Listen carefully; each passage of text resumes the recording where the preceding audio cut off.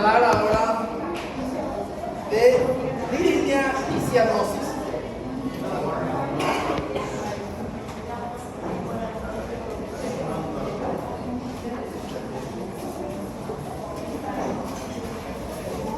Bueno, cuando hablamos de disnea, hablamos de la sensación consciente y desagradable de respiración anormal. Ya en 1965 se dijo que era la respiración trabajosa, dificultosa, forma desagradable de respirar. Es precipitativa, subjetiva e involucra la percepción y la reacción del paciente. O sea, sería el equivalente al dolor, pero con la dificultad de respirar, una sensación desagradable de respirar. Le voy a contar así una historia de un rey que justamente relata distintas formas de presentar disnea y también el proceso de la evolución de lo que probablemente en ese entonces fue una insuficiencia cardíaca. Nosotros podemos tener disnea por varios aspectos. En este caso, los seres humanos presentan disnea desde hace siglos. El emperador Adriano, que gobernó entre el año 70 y 110 después de Cristo, tenía como costumbre llevar un registro de sus vivencias, las que fueron revisadas y transcritas de manera muy fidedigna por el escritor francés. Y dice entonces: fui como antaño a sacrificar a la cima del monte Casio. Comenzamos a ascender a caballo y luego a pie. Por primera vez, acuérdense, él siempre se iba a la montaña, nunca tenía dificultad. Y ahí dice: por primera vez en la ascensión de una montaña me faltó el aire, el aliento, dice. ¿Qué quiere decir? Nosotros podemos hablar de disnea cuando hacemos actividad normal y después de la nada comenzamos a tener dificultad respiratoria a una marcha que normalmente hacíamos. Las escalinatas de la Acrópolis resultaban casi imposibles para un hombre que se sofocaba al subir. Miren, sofoco.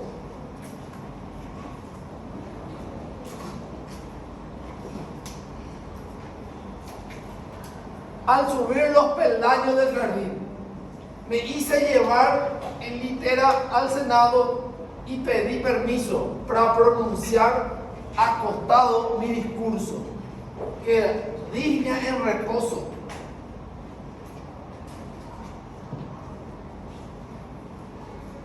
Este personaje histórico padecía insuficiencia cardíaca y describe también la siguiente: la marca lívida que queda en el pie hinchado por la correa de la sandalia, que esos son el signo de Godet, el edema que acompaña a la insuficiencia cardíaca. Además, presentaba ortopnea. ¿Qué es la ortopnea?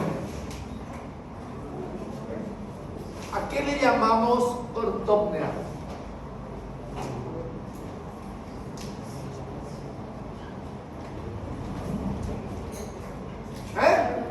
No, no es dolor. ¿A qué le llamamos ortopnea?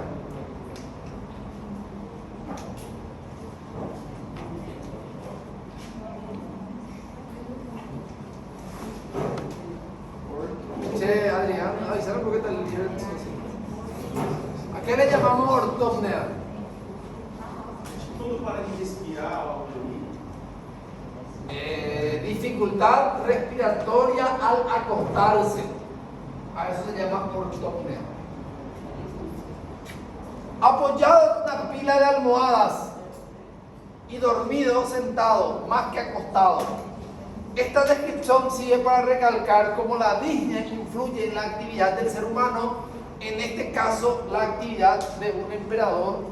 Y sigue así: me sentía avergonzado de aquella enfermedad interna casi invisible, sin fiebre ni accesos, sin dolores de entrañas y cuyos síntomas son una respiración algo más forzada.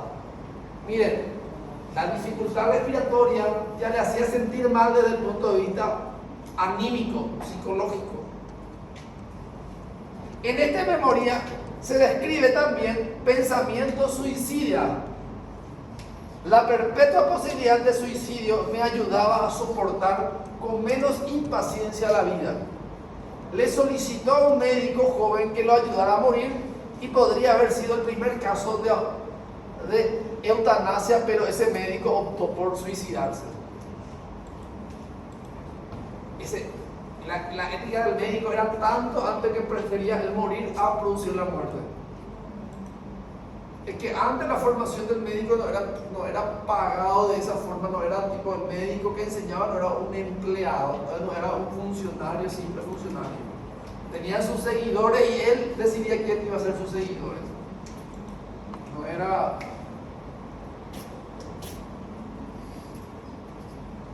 Entonces, puede haber disnea en ausencia de enfermedad en sujetos sanos. ¿En qué situaciones puede tener dificultad respiratoria estando sano? Ejercicio. ¿Otra situación?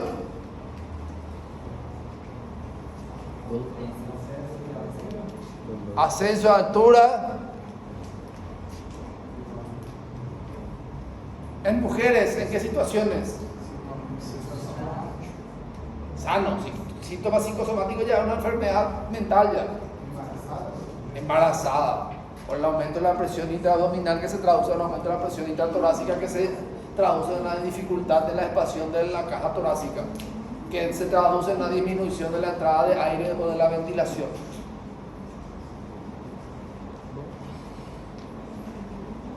Entrenando a esfuerzos máximos, los sedentes, lo que casi no hace esfuerzo, ante esfuerzo moderado ya puede tener dificultad respiratoria. Entonces, ¿qué me dice? Cuando yo voy a evaluar disnea en un paciente, yo tengo que saber qué actividad física hacía previamente. Si es un maratonista y que siempre que hacías 100 metros y de comienza a 90 comienza a cansarse, ya es una disnea. Pero si es una persona que apenas caminaba 100 metros y camina 200 metros y ahí se cansa, eso es normal, no es una disnea patológica. Entonces hay que determinar qué era lo que hacía normalmente la persona para determinar su disnea. Entonces la vinculación de la actividad física previa ayuda a clasificar a la disnea.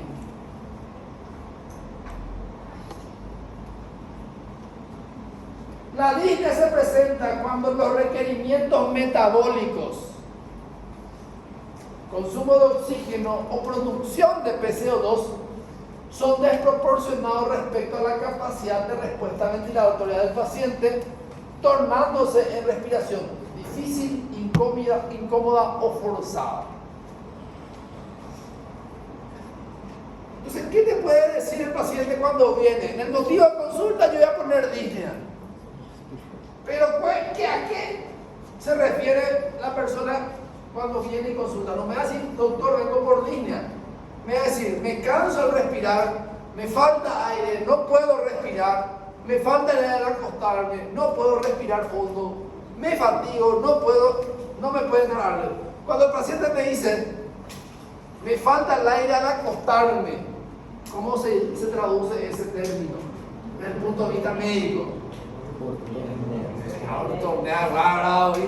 Sentarse enfrente siempre tiene su ventaja. Nunca pensé que esto iba a ocurrir. Esto es un milagro. Se puede, ¿viste que se puede? Con Adrián lo no consigo todavía. Adrián complicado. La disnea es el resultado del incremento del trabajo respiratorio y de la disfunción de los músculos respiratorios. Imagínense, corazón, pulmón, músculos. Se produce por superar la resistencia elástica de los pulmones, resistencia al flujo respiratorio y fricción tisular. Aumento del metabolismo, también produce disnea. A diferencia de otros fenómenos sensoriales, no se conoce ni la vía aferente ni la zona de corteza cerebral donde se produce la disnea. Causas de disnea. Podemos prácticamente pensar en 5 causas de disnea. 1. Por aumento del requerimiento ventilatorio. Cuando ejercicio intenso, en la anemia, hipoxemia e hipercapnia, embolia pulmonar, por aumento del esfuerzo necesario para superar la resistencia de la vía respiratoria, asma bronquial, EPOC, fibrosis quística, obstrucción por cuerpo extraño. Aumento del esfuerzo para distender el pulmón y la caja, infiltrativas, edema pulmonar, sifoescoliosis, derrame pleural.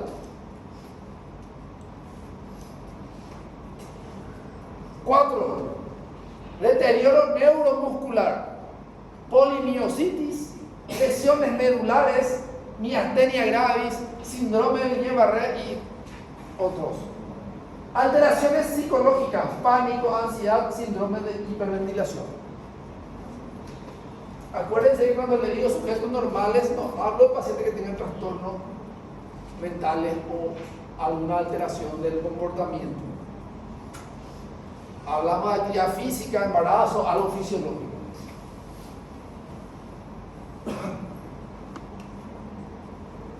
Entonces, se sabe si hay vinculación con la hipercapnia y vinculación con la hipoxemia, con el aumento del trabajo respiratorio y factores psicóticos.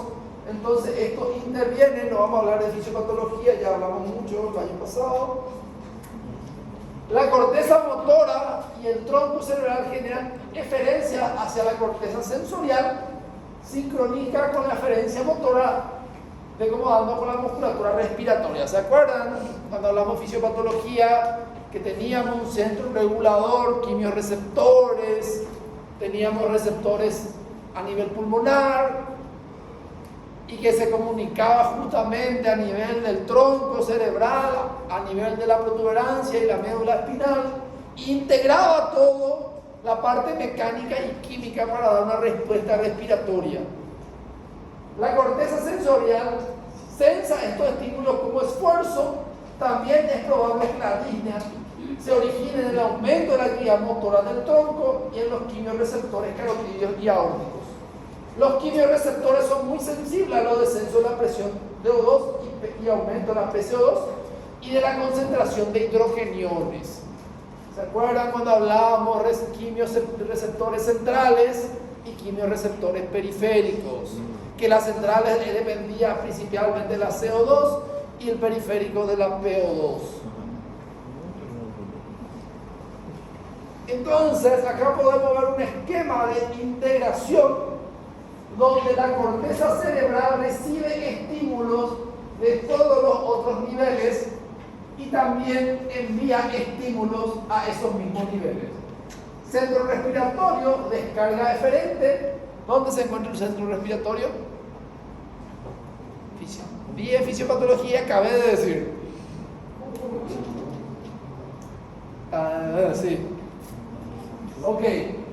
Envía información a los músculos respiratorios mediante los receptores sensitivos, envía información a la corteza cerebral y envía también información de expansión de la caja torácica. Mediante los mecanorreceptores se comunica a la corteza cerebral y da señal para ver el volumen pulmonar. Mediante receptores de vía aérea, receptores de pulmón, distensión, irritación, fibra C, avisa al cerebro cómo se está expandiendo y ventilando, y después va a la ventilación alveolar, y de acuerdo a eso entonces regula la presión de oxígeno y de CO2 mediante los quimiorreceptores. Y toda esa información vuelve a la corteza cerebral para poder autorregular. Y entonces ahí, podemos entender que la disnea es una percepción de falta de aire por algo que está funcionando mal, porque algo pasa.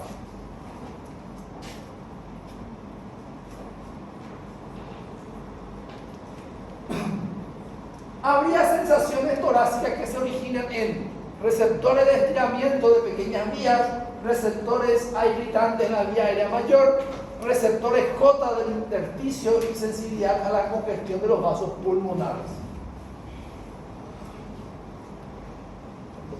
Entonces, podemos tener disnea por cardiopatía, por ejemplo, una disminución del volumen minuto, aumento del volumen de fin de diástole, de la presión del fin de diástole, aumento de la presión venosa pulmonar.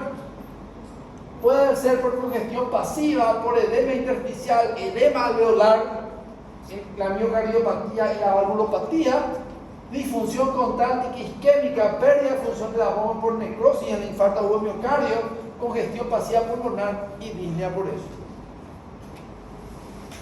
Por problemas pulmonares, por neumopatías, por obstrucción al flujo aéreo, aumento de la resistencia al flujo, alteración de la ventilación y perfusión y aumento del gradiente arterial de oxígeno.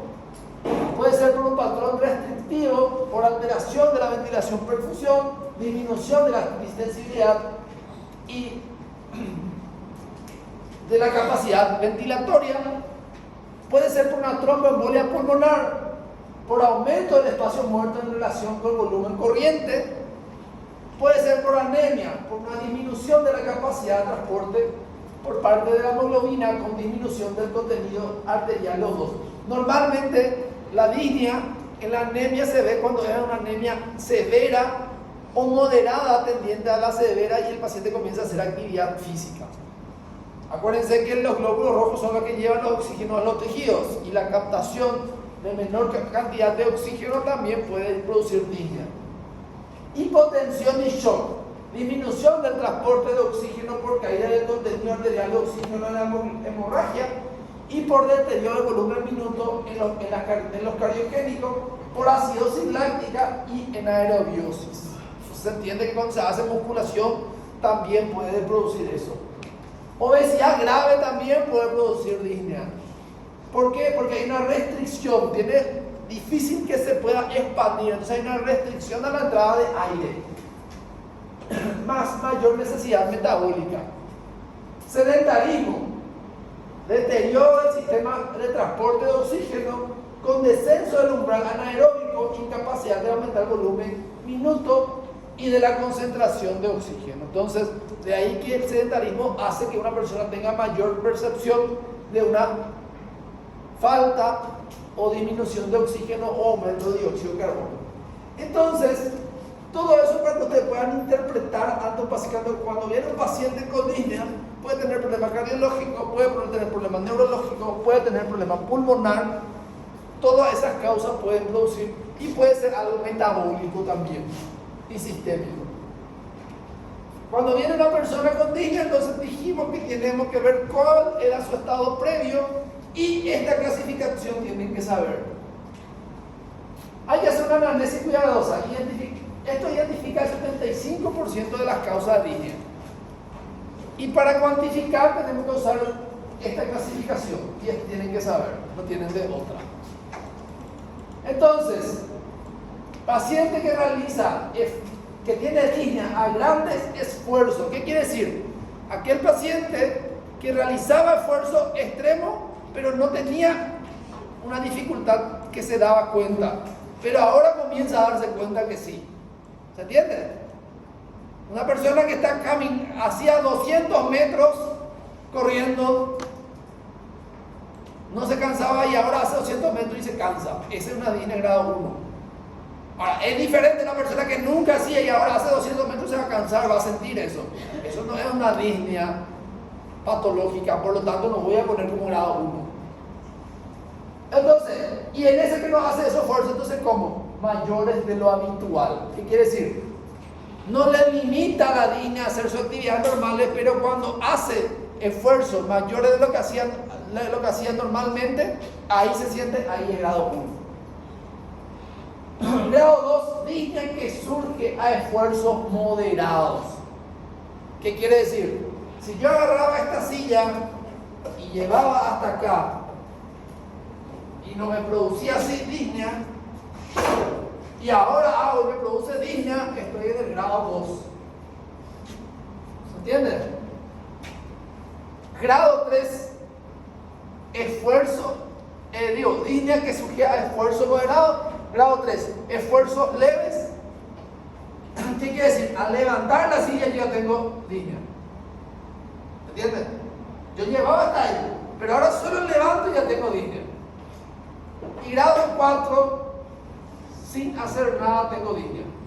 Y dentro de ahí tengo la ortopnea y la disnea paroxística nocturna.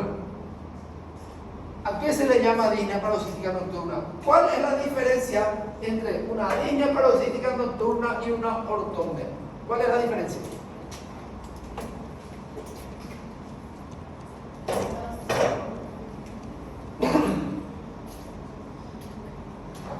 Essa só aparece durante a noite e a ortopnea, ela é uma dificuldade a qualquer momento que ao você encostar você já tem. É uma dificuldade de Más o menos. ¿En qué se parecen? ¿Los dos son de reposo, sí o no? Sí. Bueno, entonces, ¿en qué se parecen? Más o menos, estamos por el camino.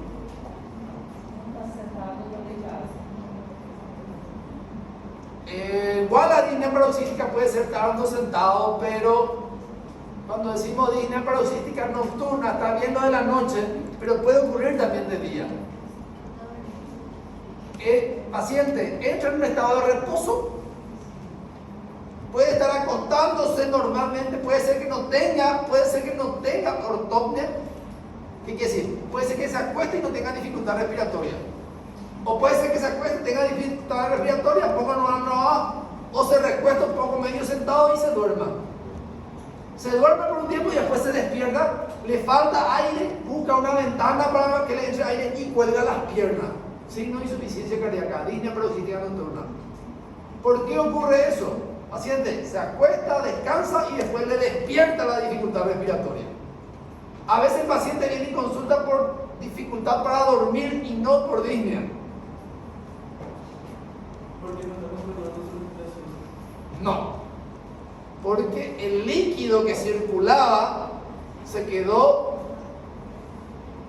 sin circular y se acumuló en los pulmones. Entonces le produjo dificultad respiratoria y ahí él se incorpora. Es como un ahogo. En lo que pasaba en los pies también está pasando en los pulmones. Por eso. No es porque no. Acuérdense que la respiración no está controlada, está controlada constantemente por el sistema nervioso, no por el corazón. Entonces la persona, pero cuando no está respirando bien, le envía una señal y ahí se despierta con falta de aire. Y por eso cuelga la pierna, busca una ventana para poder abrir para que le entre más aire. Por ese motivo. Esa es la diferencia. Que uno se manifiesta después de un periodo de reposo, que le despierta, o sea, una vez que se durmió, el otro está despierto y tiene dificultad respiratoria. Se duerme y después se despierta con dificultad respiratoria.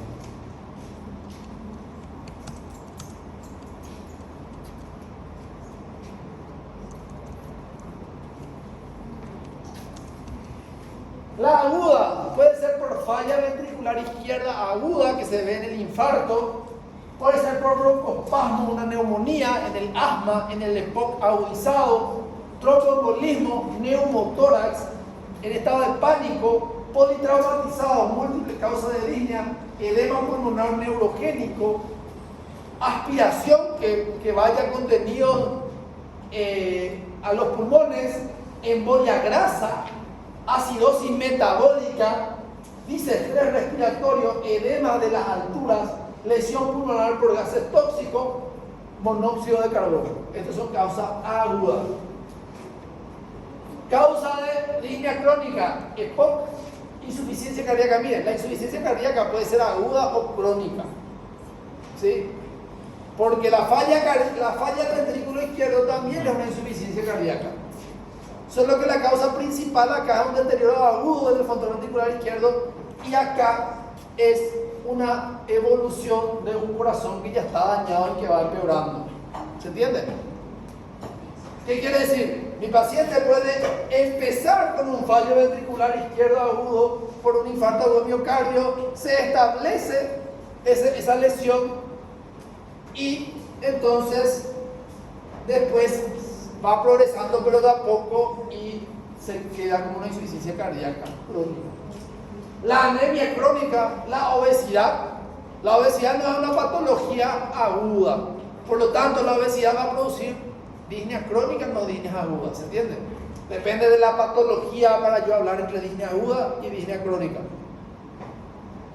Derrame pleural, ascitis, embarazo y la ansiedad puede producir tanto aguda como crónica también.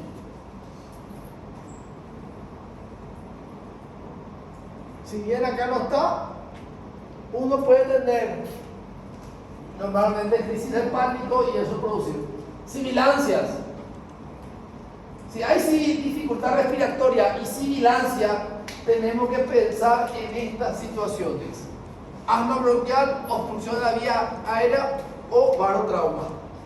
Si la persona tiene ortopnea, hay que pensar insuficiencia cardíaca izquierda, enteroptosis, disnea paroxística nocturna, y esto es lo que le pregunté anteriormente. Normalmente 2 a 4 horas después del sueño, la persona despierta con dificultad respiratoria. A eso le llamamos disnea paroxística nocturna. ¿Por qué se llama nocturna? Porque la gran mayoría de las veces ocurre en la noche, pero si una persona de día también se acuesta, puede pasarle también. Por eso es que ayuda al tema de decir nocturno, pero también puede ocurrir durante el día.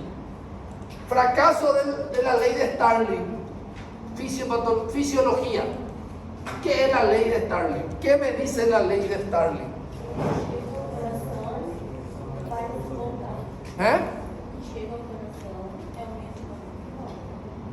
Pero, ¿qué me habla la ley de Starling?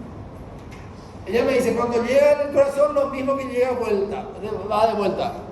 Pero, ¿de qué me está hablando la ley de Starling?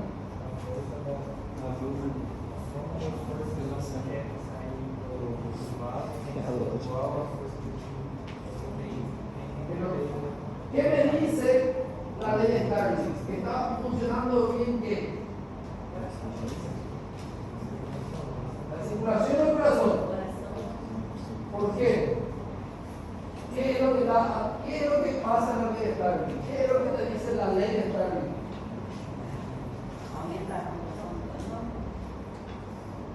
No, es que aumente la contracción del corazón.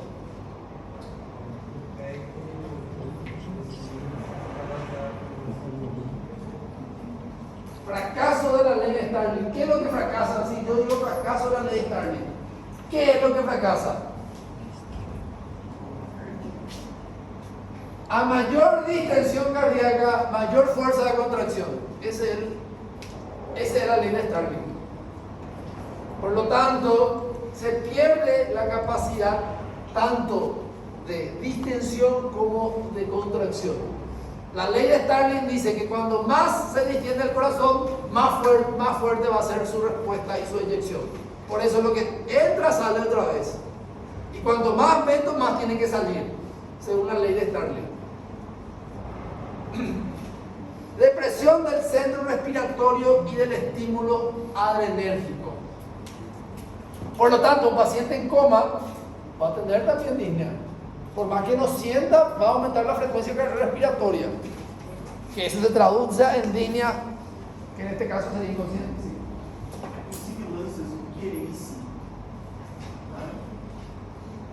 Insuficiencia cardíaca izquierda.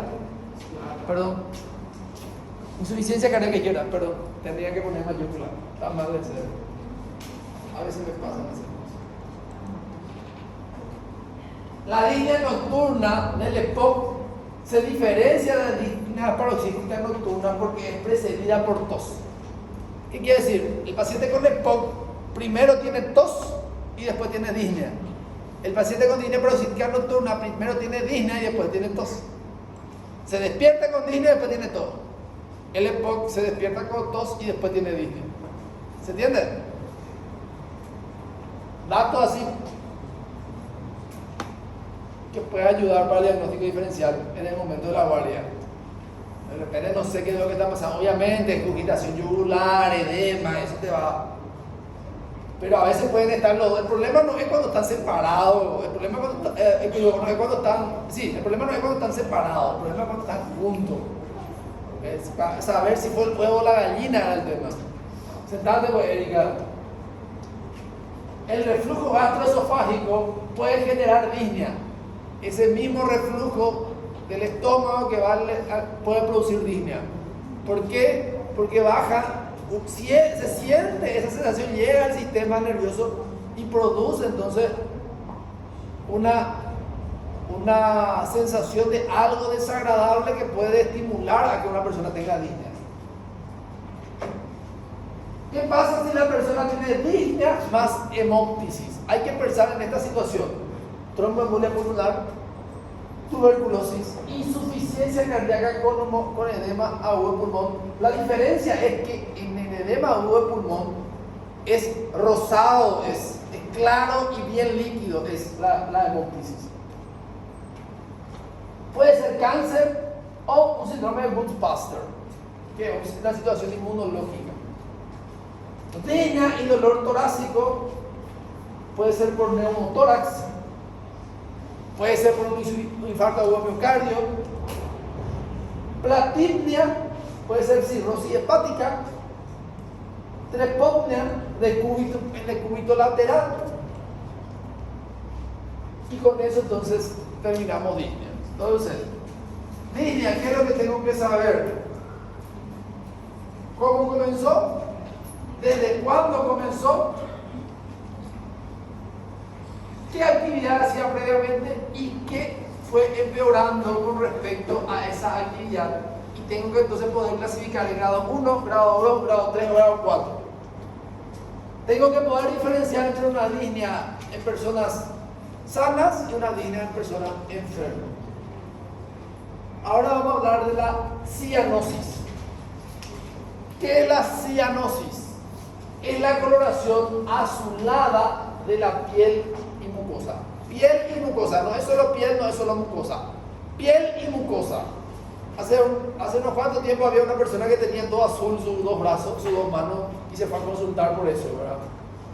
Y escándalo fue, ¿verdad? Pero era tinta que tenía en el bolsillo y se le quedó todo por la mano, ¿verdad? Y no sabía esa persona qué fue eso. Entonces, en mucosa no hay nada ahí en la mano, entonces no va. Piel y mucosa. Parece tonto, ¿verdad? Pero ese concepto para que parece tonto es lo que hay que tener en cuenta siempre.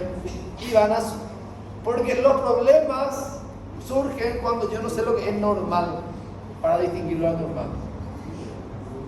Debido a un exceso de hemoglobina reducida mayor a 5 gramos por decilitro. Obviamente yo no le voy a estar pidiendo hemoglobina reducida y acá si vos le pides probablemente no haya luego. Nosotros por la clínica tenemos que distinguir coloración azulada de piel y mucosa. Entonces, vamos a dar un poquito de fisiopatología solo para hacer razonar un poco.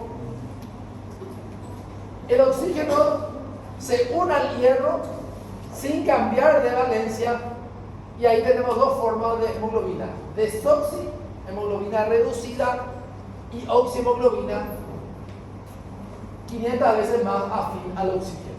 La hemoglobina se satura rápidamente a medida que se oxigena en los pulmones y se desatura rápidamente en los tejidos. El aumento de CO2 o la disminución del pH reduce la afinidad. Esto provoca estabilización de la forma T y R de la hemoglobina. La oxihemoglobina capta con mayor facilidad oxígeno nítrico y puede intervenir en la función endotelial. Los distintos estados de la hemoglobina puede estar representado en la curva de Bohr. Esta curva muestra la dependencia de la tensión de O2 en la P50, tensión de O2 que en la hemoglobina queda saturada al 50%. El valor normal es de 26.3 milímetros de mercurio a nivel del mar. Esto solo me habla que prácticamente el 50% de la hemoglobina ya está saturada cuando llega a 60 milímetros de mercurio, pero que depende del pH, de las enzimas y de la temperatura para que libere su oxígeno o para que se quede reteniendo oxígeno la hemoglobina. Por lo tanto, cuando aumenta el pH, es más difícil quitar oxígeno de la hemoglobina. Cuando disminuye las enzimas de los glóbulos rojos, aumenta, y cuando disminuye la temperatura, entonces aumenta la afinidad. Más de lo mismo, lo que me habla que a nivel alveolar libera dióxido de carbono y retiene oxígeno. El transporte de oxígeno depende de la función cardiopulmonar, de los cambios de oximoglobina y de la P50. Entonces, el volumen minuto alveolar suele ser de 5 litros por minuto. La entrada de aire y de salida suele ser de 5 litros por minuto. La oxigenación por difusión desde el alveolo capilar, difusión de oxígeno en la sangre a tejido por grande presión. Las mitocondrias son las que consumen el 90% del oxígeno. La disminución de la P50 aumenta la carga de oxígeno por la hemoglobina. Y la acidosis metabólica de los tejidos favorece la descarga de oxígeno por la hemoglobina al aumentar la P50. El transporte de oxígeno es igual al volumen minuto por la concentración de oxígeno. Esto necesitan saber. Esta fórmula no les voy a preguntar. Fuerza. A que no vengan a decir que sí tienen que estudiar. Entonces está nada más. Ni yo sé esta fórmula. ¿Para qué lo quería enseñar? Entonces, es evidente que si consumen un cuarto de oxígeno disponible y que 750 ml restantes queda en la sangre venosa. Ya habíamos hablado porque era importante que la hemoglobina no libere todo ese oxígeno. ¿En qué situación nosotros podemos utilizar eso? ¿Verdad? Que esperemos no utilizar, ¿verdad? Cuando la persona hace un paro cardíaco. Cuando el corazón para, no se puede hacer el intercambio gaseoso. Entonces es el momento que uno comienza a hacer masaje cardíaco para hacer recircular, y entonces en ese momento se puede liberar el restante de oxígeno que se queda en la hemoglobina. Eso es lo que hacemos cuando hacemos y por eso sabemos que hasta 5 minutos es efectivo, hasta 30 minutos a 1 hora puede ser efectivo y después ya no. ¿Verdad? No es porque ya no hay más oxígeno, porque el tejido cerebral 5 minutos sin oxígeno muere, el corazón 30 minutos sin oxígeno muere. Entonces, si nosotros masajeamos, estamos haciendo que se libere oxígeno hasta que restablezcamos el funcionamiento normal del organismo y pueda recuperarse. Por eso que hasta 1 hora en criatura es un poquito, se puede incluso un poquito más. Pero en el adulto a reanimar más de 1 hora no tiene sentido, porque su cerebro ya está muerto y probablemente ya no traiga a una persona con todas las funciones y sea una persona que dependa de máquinas toda la vida. Por eso es que pasando las 1 hora de reanimación, se suspende la reanimación y se le deja a la persona ya en paz.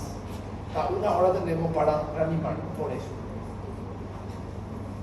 Esto explica por qué luego de un paro cardíaco hay una supervivencia de alrededor de 3 minutos.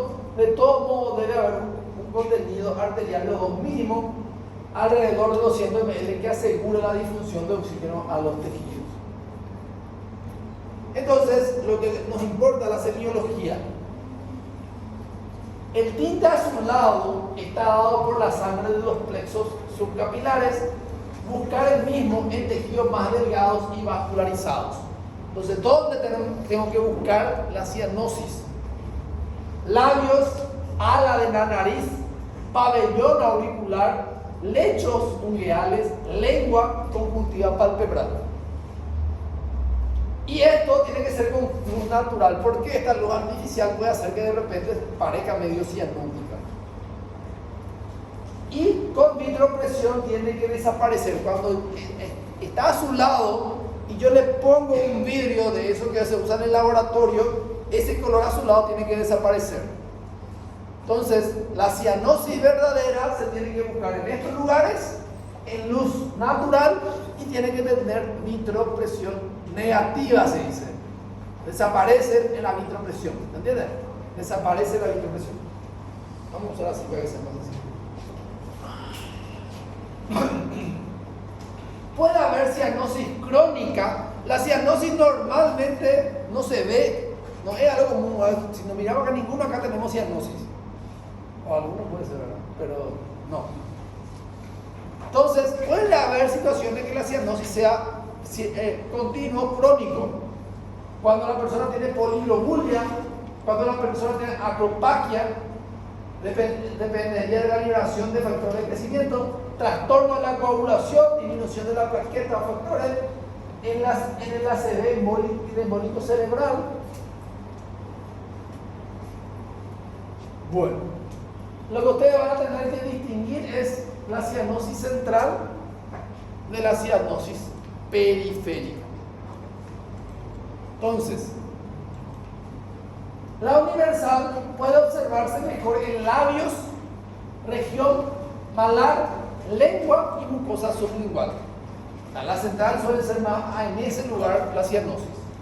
La disminución de la saturación de oxígeno con extracción tisular conservada es la más frecuente. La disminución de la saturación de oxígeno con extracción tisular conservada. Insaturación arterial con hipoxemia, alteraciones de hemoglobina, la sangre venosa estará más insaturada por extracción normal de oxígeno por los tejidos. Este punto de fisiopatología, yo no pregunto, yo pregunto semiología, pero si ustedes no tienen la fisiopatología no van a poder hacer el tratamiento.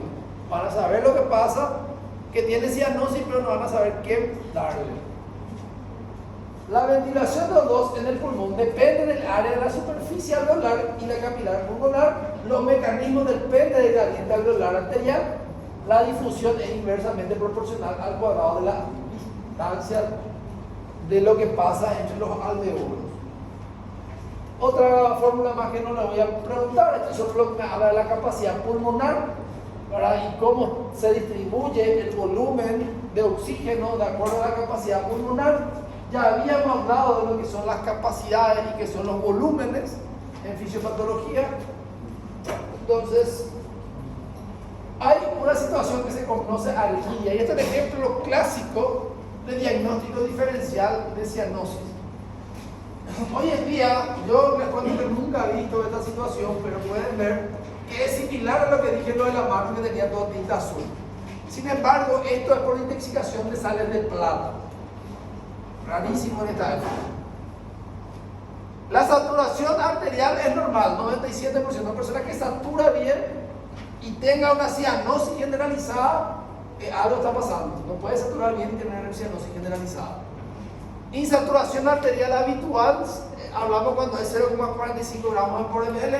La saturación venosa normal es del 35%.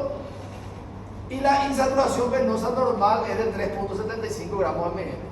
El promedio de estos dos valores nos da 2,10 gramos por decilitro a nivel capilar. Esto implica que la cianosis aparecerá cuando este valor se duplique.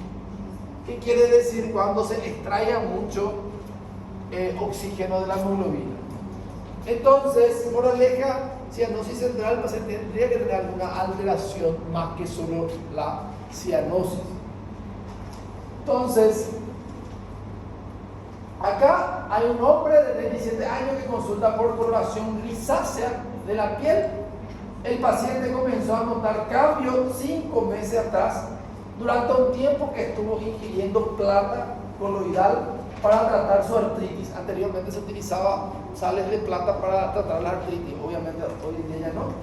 Su piel tiene un tinte plateado, grisáceo, generalizado, más acentuado en el área expuesta al sol, como cabeza, cuello, mano. La piel afectada parece azul grisáceo y ligeramente hiperpigmentada. Las uñas también tienen ese tinte. Por eso que parece mucho, porque es una coloración de piel y mucosa, pero no hay una afectación sistémica. La relación ventilación-perfusión debe ser de 0,8. Es la relación entre el volumen minuto respiratorio y el volumen minuto cardíaco. La cantidad de aire que pasa entre los pulmones y cantidad de que puede ser captado por la circulación cardíaca.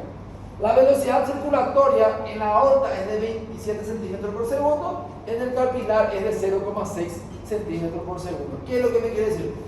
En la aorta el flujo es muy rápido y a nivel capilar pulmonar se detiene para darle tiempo al glóbulo rojo de poder captar el oxígeno y llevar entonces para la parte sistémica. Obviamente eso no les voy a preguntar también en fisiopatología, pero para que puedan entender.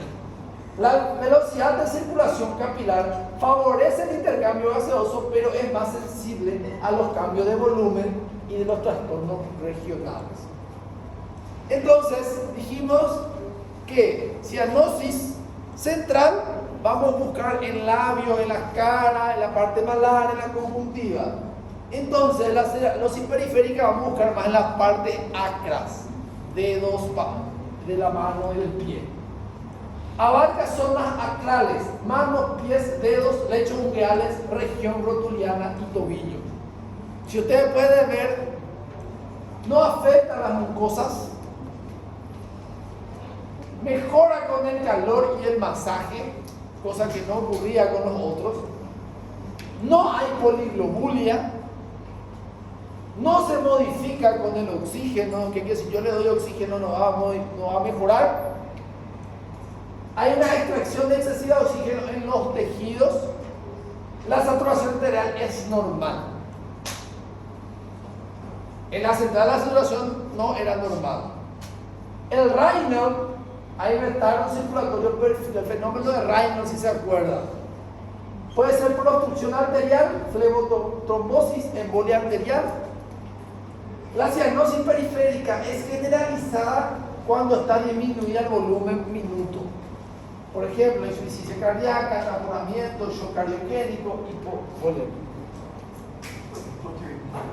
¿Cómo? La hipotermia en realidad lo que produce es una vasoconstricción periférica. Entonces la cianosis es por vasoconstricción periférica más que por trastorno normal. Mixta cuando hay una mezcla de insaturación arterial y venosa, como la cardiopatía congénita y el volumen minuto bajo. Cardiopatías que pueden llevar a cianosis. La tetralogía Fallot, el de Einstein, transposición de los grandes vasos.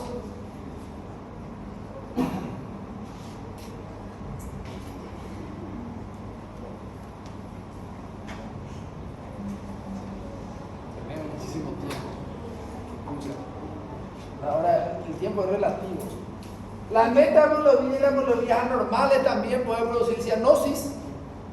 Se produce por oxidación del hierro, en general por nitritos a nitratos. La metahemoglobina tiene una enorme afinidad por el oxígeno y prácticamente no lo cede a los tejidos. Ese es el problema. Una concentración de metahemoglobina mayor al 50% es incompatible con la vida porque no libera su oxígeno. La concentración de metahemoglobina para producir cianosis es mucho menos que la hemoglobina reducida, 0,5 vamos por decir. Hay una metahemoglobinemia de característica congénita.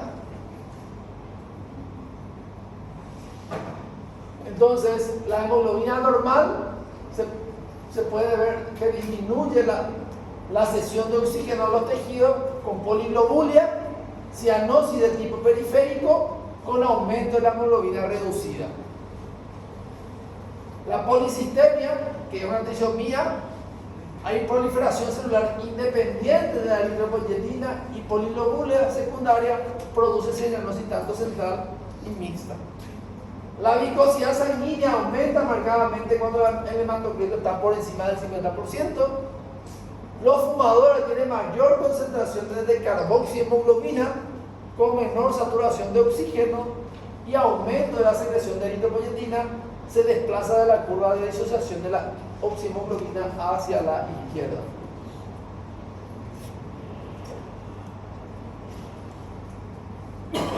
Entonces, lo que habitualmente se asocia a la cianosis con hipoxemia. Hipoxemia, a veces podemos decir que hay situaciones que solo producen hipoxemia,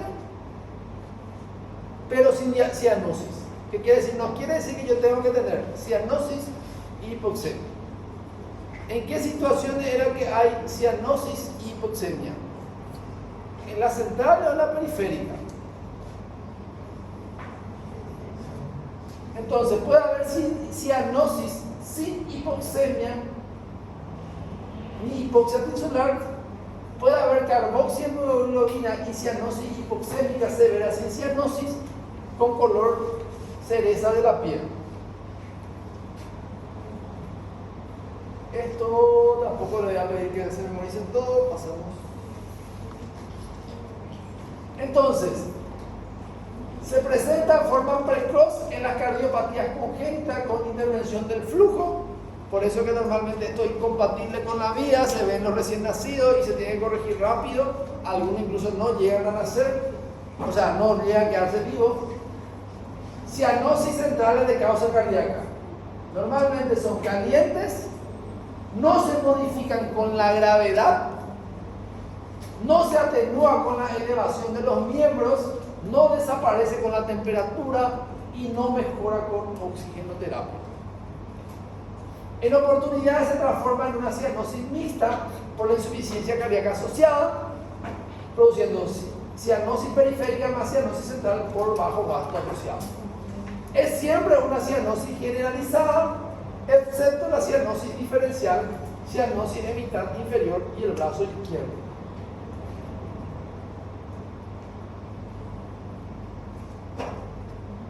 La cianosis generalizada más frecuente se observa en el cor pulmonar crónico parenquimatoso, similar característica a la congénita, pero se atenúa con oxigenoterapia y mejora la función pulmonar. Entonces puede ser cianosis respiratoria central o cianosis mixta cuando hay volumen disminuido. Entonces el cor pulmonar puede ser una cianosis central o mixta, si está asociado. La periférica puede ser fría, se atenúa con la gravedad y por calor ambiental casi siempre es localizado. Por ejemplo, ahí tenemos al síndrome de Raynaud. Puede ser con obstrucción arterial y venosa.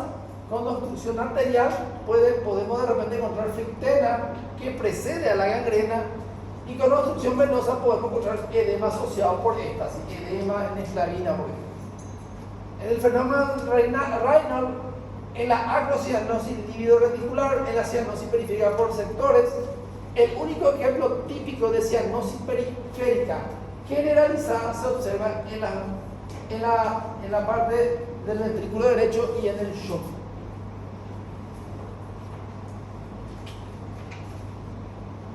Cianosis mixta se puede ver en el cor pulmonar crónico más insuficiencia cardíaca derecha.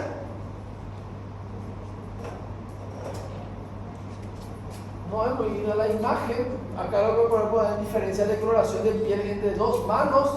La mano izquierda se halla cianótica por compresión de la vena humeral.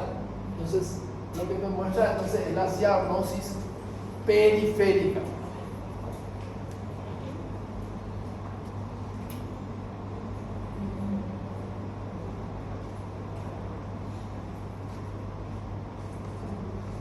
Acá un resumen de lo que sería cianosis central, cianosis periférica y cianosis mixta. Podemos ver entonces la cianosis central se puede dividir en causa pulmonar y se puede dividir entonces en alteración de la hemoglobina. La causa pulmonar, neumonía, dificultad respiratoria del adulto, bronquitis crónica, neumotórax grave. Por alteraciones de la hemoglobina tenemos la metahemoglobina. Y las cianosis periféricas se pueden dividir en generalizada, localizada y mixta. La cianosis generalizada puede ser la insuficiencia cardíaca, el shock cardiogénico, el taponamiento cardíaco, la policitemia y poliglobulia, alteraciones de la hemoglobina. La localizada, trombosis venosa profunda, obstrucción arterial, vasculitis, exposición al frío. Cianosis mixta, tetralogía de Fallot, comunicación interventricular o interauricular y anomalías cardíacas congénitas y transposición de grandes vasos. Entonces, prácticamente los problemas de los pulmones y la hemoglobina producen cianosis central y las demás producen cianosis mixta. Entonces, ¿qué pasa en la arteria y en la vena? En la arteria teníamos 98% de saturación de hemoglobina y en la vena 75%. ¿Qué pasa cuando es central? Baja el contenido de oxígeno tanto en la arteria como en la vena. Eso es cuando es central. ¿Por qué? Porque el pulmón tiene un daño que no hace que pueda ingresar mucho oxígeno. ¿Qué pasa en la periférica? El problema no es la entrada en la arteria. ¿Se acuerdan cuando hablábamos en fisiopatología, que cuando hacíamos una gasometría y cuando veíamos oxígeno en la arteria estábamos viendo la funcionalidad de cuánto entra en los alveolos? Y prácticamente esto se traduce: buena entrada de oxígeno arterial, pero la venosa es la que está disminuida. ¿Eso qué quiere decir? Que el problema puede ser cardíaco, puede ser metabólico, el problema puede ser... Y cuando es mixto, entonces el problema es que hay también disminución en la arteria, pero en la vena es exageradamente la disminución de oxígeno. Eso es la característica desde el punto de vista, así hablando fisiopatológicamente. Entonces, este es un edema central, una cianosis central o una cianosis periférica. ¿Por qué una cianosis periférica? ¿Por qué es una cianosis periférica? Sin miedo al éxito. ¿Cómo? Porque son los miembros, la parte acra, la parte de los miembros es lo que muestra la cianosis. ¿Y esto es agudo o es crónico? ¿Una cianosis aguda o una cianosis crónica? ¿Qué? ¿Por qué crónica?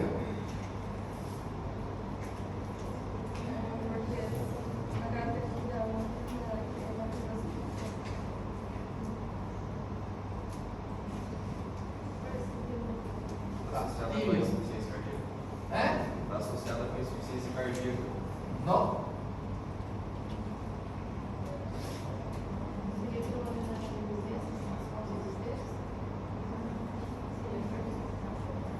Por la deformidad en dedo del tambor que tiene los dedos. Esto para que ocurra tarda mucho tiempo, no es que aparece así de la nada. Por la acropaquia, así mismo. ¿Periférica o central? Periférica. ¿Periférica o central? Mixta.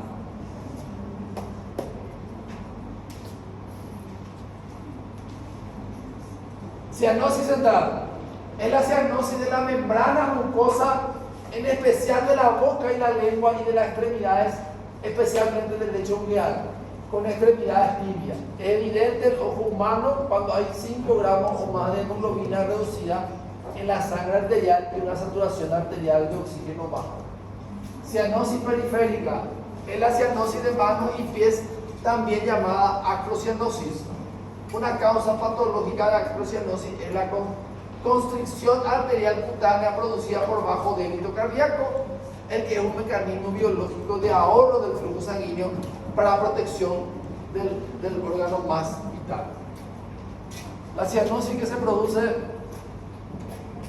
en el frío, ¿es central o es periférica? Esto es el fenómeno de Raynaud. Persona que es sometida al frío produce una vasoconstricción y entonces por eso se queda pálido de esta parte. A veces cuando es muy grave incluso puede producir isquemia de los dedos.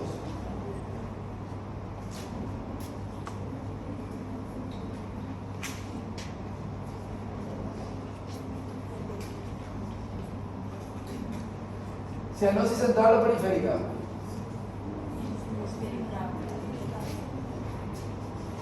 Mixta.